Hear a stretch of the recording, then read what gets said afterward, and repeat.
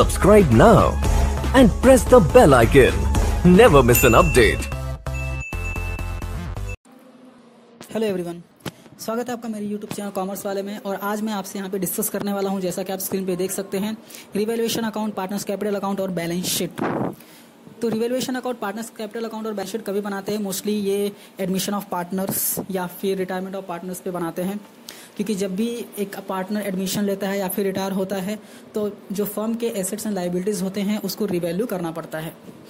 तो ये सारे अकाउंट्स मैं आपसे भी डिस्कस करने वाला हूं। तो स्टार्ट करने से पहले अगर आपने चैनल को सब्सक्राइब नहीं किया तो सब्सक्राइब कीजिए और बेल आइकन को प्रेस कीजिए, ताकि मेरे जो भी लेटेस्ट वीडियोस रहेंगे उसके नोटिफिकेशन आपको आ जाएंगे। तो आइए वीडियो स्टार्ट करते हैं। तो पहला है रिवैल्यूएशन अकाउंट। तो रिवैल्यूएशन अकाउंट में मैंने जैसा कि आपको बताया कि हमारे जो भी एसेट्स और लायबिलिटीज़ होते हैं उसको रिवैल्यू करते हैं। रिवैल्यू करने के बाद जो भी अमाउंट इंक्रीज या डिक्रीज अमाउंट होता है वो अमाउंट हम यहाँ पर लिखते हैं। तो जब भी एसेट्स से लायबिलिटीज़ को हम लोग रिवैल्यू करते हैं तो डेफिनेटली हो सकता है कि उसकी वैल्यू बढ़ गई हो या फिर उसकी वैल्यू कम हो गई हो। तो अगर एसेट्स को सपोज हम रिवैल्यू करते हैं और एसेट्स डिक्रीज होता है तो हम उसको 2 के कॉलम में लिखते हैं, 2 एसेट्स डिक्रीज। और अगर बढ़ता है तो हम क्रेडिट साइड में लिखते हैं, बाय एसेट्स इंक्रीज। इसका लॉजिक क्या है? तो लॉजिक ये है कि हम जानते हैं कि हमारा जो एसेट्स होता है उसका डेबिट बैलेंस होता है, क्योंकि वो एसेट्स में आता है। सिंपल सा लॉजिक है। अभी अगर एसेट्स इंक्रीज हो रहा है दैट मीन्स हमारा डेबिट बैलेंस इंक्रीज हो रहा है। तो डेबिट बैलेंस इंक्रीज हो रहा है, सो अगर हम जर्नल एंट्री का एसेट्स इंक्रीज हो रहा है that means debit balance increase हो रहा है, दैट मीन्स एसेट्स को हम डेबिट करेंगे। That means assets account debit to revaluation. That means अगर इसको लेजर में लेके जाएंगे तो रिवैल्यूएशन के बाई में आएगा, by assets increase, same as assets decrease. वैसा लॉजिक आप लायबिलिटीज के लिए भी लगा सकते हैं। तो हम देख सकते हैं कि डेबिट में आता है एसेट्स डिक्रीज, लायबिलिटीज इंक्रीज, कोई अनरिकॉर्डेड लायबिलिटी है वो वहां पे आता है। और क्रेडिट साइड देख सकते हैं तो by assets increase, by liabilities decrease और बाय कोई अनरिकॉर्डेड एसेट्स है। अभी अनरिकॉर्डेड एसेट्स का भी मैं लॉजिक बता देता हूं आपको। फॉर एग्जाम्पल, आपका कोई एसेट्स है जो अनरिकॉर्डेड है, दैट मीन्स आपका एसेट्स का डेबिट बैलेंस होता है, स्टार्टिंग पे 0 था, अभी अनरिकॉर्डेड आ गया, दैट मीन्स उसका वैल्यू इंक्रीज हो गया, तो हम एसेट्स को डेबिट करेंगे। तो आएगा assets account debit to revaluation. तो रिवैल्यूएशन के बाई में जाएगा, by unrecorded assets. I hope ये लॉजिक आपको क्लियर हो गया होगा। ये सारे अमाउंट्स लिखने के बाद हम बैलेंसिंग फिगर निकालेंगे। अगर हमारा डेबिट बैलेंस ज्यादा है और क्रेडिट बैलेंस कम है तो हमारा partners capital that means revaluation loss आता है। उसको अगर फॉर एग्जाम्पल अगर ABC 3 पार्टनर्स हैं तो उन पार्टनर में डिवाइड कर देंगे उनके प्रॉफिट शेयरिंग रेशियो में। और अगर प्रॉफिट होता है दैट मीन्स क्रेडिट साइड ज्यादा होता है और डेबिट साइड कम होता है तो प्रॉफिट होता है, उसको रिवैल्यूएशन प्रॉफिट कहते हैं, और उसको हम डिवाइड कर देंगे ABC उनके प्रॉफिट शेयरिंग रेशियो में। तो ऐसे हम रिवैल्यूएशन अकाउंट बनाते हैं। नेक्स्ट है पार्टनर्स कैपिटल अकाउंट। अभी पार्टनर्स कैपिटल अकाउंट कैसे बनता है? तो पार्टनर्स कैपिटल अकाउंट बेसिकली पहले बाय बैलेंस ब्रॉट फॉरवर्ड हम लिखते हैं, जो कि हमारे बैलेंस शीट से आता है। बैलेंस शीट में आप देखेंगे तो क्रेडिट साइड में अपने जो पार्टनर्स होते हैं उनके बैलेंसेस लिखे होते हैं। कभी कभी ऐसा होता है कि कोई पार्टनर ऐसा है जिसका बैलेंस डेबिट साइड में रहता है, तो हम यहाँ पे डेबिट में लिखेंगे टू बैलेंस ब्रॉट फॉरवर्ड।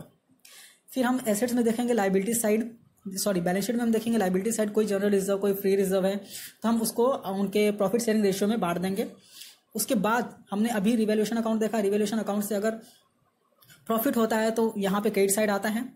और उसके बाद अगर हमारे एसेट्स में कोई लॉस, प्रॉफिट एंड लॉस है जो कि एसेट्स में है, तो उसको भी हम प्रॉफिट शेयरिंग रेशियो में बांट देंगे। और हमारे रिवैल्यूएशन अकाउंट से जो हमारा लॉस का अमाउंट आया है वो भी यहाँ पे ट्रांसफर कर देंगे। करने के बाद फॉर एग्जांपल अगर कोई पार्टनर एंटर होता है या फिर एडमिशन लेता है, तो सपोज फॉर एग्जांपल अगर डी ने एंटर किया तो हम एक डी का नया कॉलम बनाएंगे और वो बेसिकली कैश दे सकता है, तो बाई कैश करके उसके अमाउंट हम यहाँ पे लिख देंगे। उसके बाद जो बैलेंस आता है वो हम बाई बैलेंस ब्रॉट फॉरवर्ड या फिर to balance brought forward, sorry credit forward लिख देंगे। लिखने के बाद हम टोटल ले लेंगे। अभी जो ये है बाई बैलेंस क्रेडिट फॉरवर्ड या फिर टू बैलेंस क्रेडिट फॉरवर्ड हमारे एसेट्स में जाता है। तो आ जाते हैं balance sheet, sorry balance sheet में जाता है। अभी आ जाते हैं बैलेंस शीट में। तो बैलेंस शीट में हमारी जो लायबिलिटीज हैं, हमारा पार्टनर्स कैपिटल अकाउंट आ जाता है यहाँ पे बैलेंसेस। फॉर एग्जांपल हमारे पार्टनर्स कैपिटल अकाउंट बनाने के बाद अगर कोई सी पार्टनर का डेबिट बैलेंस आता है तो हम यहाँ पे एसेट साइड में लिखेंगे कि उसका डेबिट बैलेंस है। आई होप मैंने यहाँ पे सब क्रेडिट बैलेंस ही माना हुआ है कि क्रेडिट बैलेंस ही आया है। उसके बाद हम लाइबिलिटीज लिखेंगे।